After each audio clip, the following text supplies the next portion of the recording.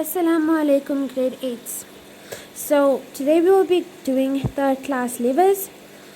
Okay, now as you can see here, the effort is found in between the fulcrum and the load in third class levers. Okay, let's look at it more in detail. Okay, here we have third class levers and linked third class levers, which we will be doing for today. Now, we are firstly going to deal with a single third class lever. Now, a single rigid structure is used to move an object. It is identified by the effort being applied in the center. The fulcrum is at one end. The load is at the opposite. Let's look at an example. Okay? At this person that sweeps leaves with a broom. Now, don't get confused if you see the fulcrum here in the middle, okay? The effort actually forms part of the middle. That is because he is using this hand here to drive the whole system. So this hand here has to move first, therefore the fulcrum comes first, okay? The effort is being applied here, and due to that, the load is moving. So the fulcrum is applied at one end, okay? The effort is in the middle, okay? And the effort is driving the load, which is the leaves, okay? So it is a single rigid structure, as you can see here, okay? Linked third class levers are two paired structures used to move an object. It is identified by the effort being applied in the center. The fulcrum is at one end and the load is at the opposite end. So let's look at this example. As you can see, there are more than one rigid structure that forms part of this light duty stapler. Okay, as you can see, here's the fulcrum, the turning point. The effort is being applied. Then the load is the paper that is going to be stapled. Okay? Fine.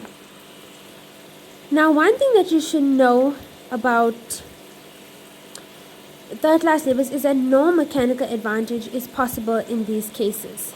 Okay? The amount of effort that you put in is the same as you get out, right? Or in some cases, the mechanical advantage is actually less. That means that you put in more effort than what you get out, okay? Right. Linked third class levers are not strong. The distance of the load to the fulcrum means that more effort is needed to do the work. So if you look at this example here, the distance from the load to the fulcrum is greater. That means that you need to put in more effort to do the work. Okay? No mechanical advantage is possible. These levers are used for gripping, pinching, or sweeping objects, as a pair of tongs does, for example. Let us look at two examples of this lever. So we have firstly the office light duty stapler and a pair of tweezers.